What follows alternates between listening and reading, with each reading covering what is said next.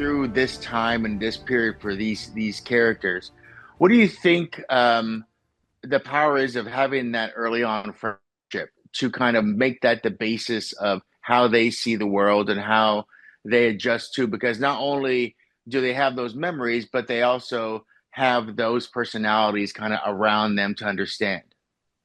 Yeah, it's I think you know yourself when you're young and you have like your friends like your brothers that camaraderie it's you feel invincible almost. So I think there's that especially with Carl and Rudy there's that sense of invincibility with someone like Helmut who's way beyond his years. And I think at the start it's quite a boyish thing for us anyway. Mm. I don't think we're fully aware of the repercussions.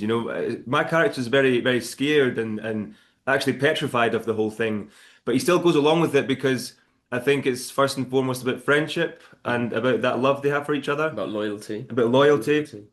Loyalty. But at the start, Carl is completely and utterly petrified. Mm. And he shoves the leaflets down the gutter and doesn't want to be part of any of it. But kind of disguises it with bravado and yeah, but I think the nuance comes in them actually like taking that leap of faith and trusting in Helmut's research and conviction to like what he believes in and what Mm. they end up believing in. So it's that transformation Yeah.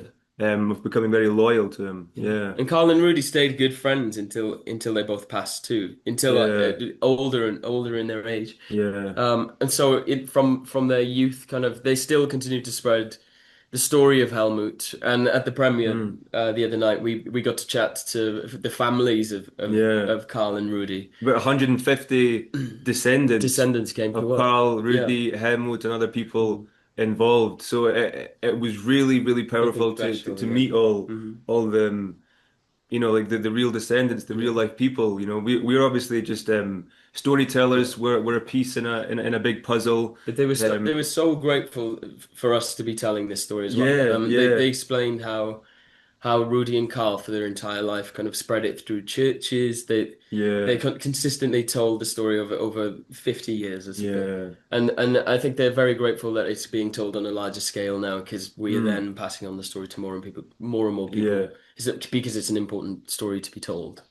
You yeah. know, in that same way, in that same kind of thought too, when it comes to Rudy and Carl, and all of them actually, you know, not fighting physically, but finding their own way to fight. How do you think they each found their own way to fight? It's a good question. Yeah. Yeah, it's interesting. We talked about the only time Helmut really stops fighting back is when he's physically beaten. So his obviously his strongest uh armor weapon is his typewriter, Mm. and that is factually back then that was way more dangerous Mm. and feared by the Reich than a pistol. If you went and got a gun, it wouldn't be as severe as having a typewriter and bursting this illusion that they created. Mm. So I think Carl's a bit more bravado and a bit like in a false sense of like confidence and stuff at the start. So he obviously like fights physically and he's a bit of a rogue at the start, but I think his transformation in in the story is beautiful because he realizes how much more powerful that peaceful To fight with words, isn't revolution it? is. Yeah. Yeah, exactly. Hmm. Yeah. Funny So point, interesting. Ewan pointed out something yesterday that the only act of violence that Helmut commits is whacking Julius with a book, yeah, and the book was Shakespeare. So it's yeah. quite It's like hitting him with Shakespeare hitting verses, him with words, yeah, hitting him a with smack in words. the Yeah, face. exactly. But I think with Rudy, he's so loyal to his friends. I think before anything, that was why he got involved. It was because as Yeah. well as doing the right thing, I think the boys saw the genius in Helmut and wanted to Yeah. help in any way they could. Especially Rudy at the Yeah, start, because Rudy was, right from the right from get go, yeah, he said yes, I'm yeah. fully involved and I Hmm. trust Helmut. He was aware of that. I was a bit more reluctant at the start, but you Yeah, fully, was fully into it from the yeah, get-go. So I Yeah. think, yeah, Rudy a lot more defensive and a lot more quiet, more humble maybe than Karl, but Yeah, yeah, yeah, yeah, like that was his way of fighting was with loyalty and defense. Yeah. yeah.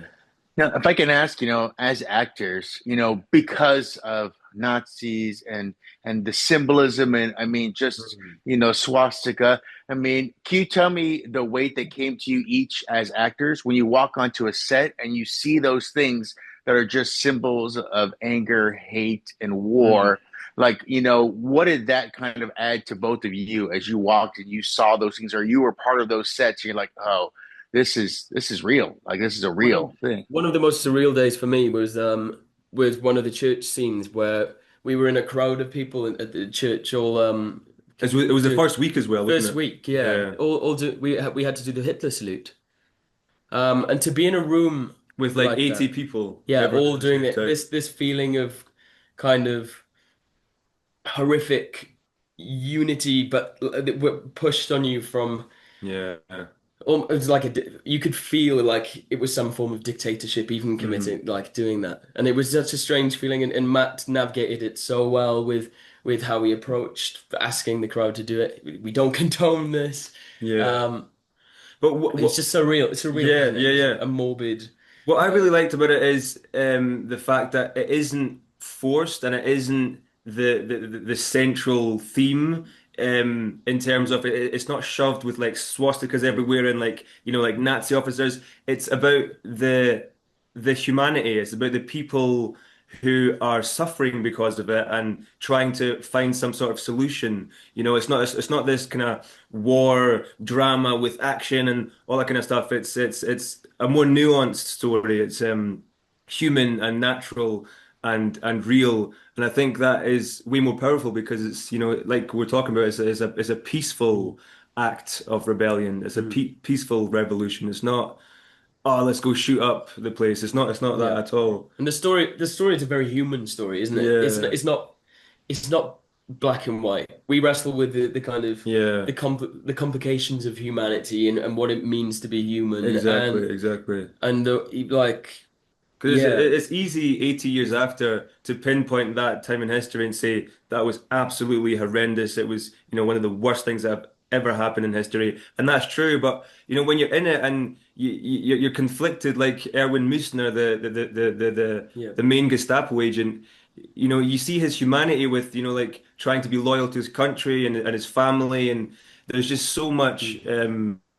complexity to every character, which I think, And yeah. what fear actually does to people and what how far it can push people in for example the bishop protecting his church and his Yeah, congregation that there is a he acts out of fear to preserve and to keep yeah, people safe. It's a even yeah, even though on the grand scale to him he's on this grand scale to us it's the wrong thing completely, but to him in that moment he's doing the right thing.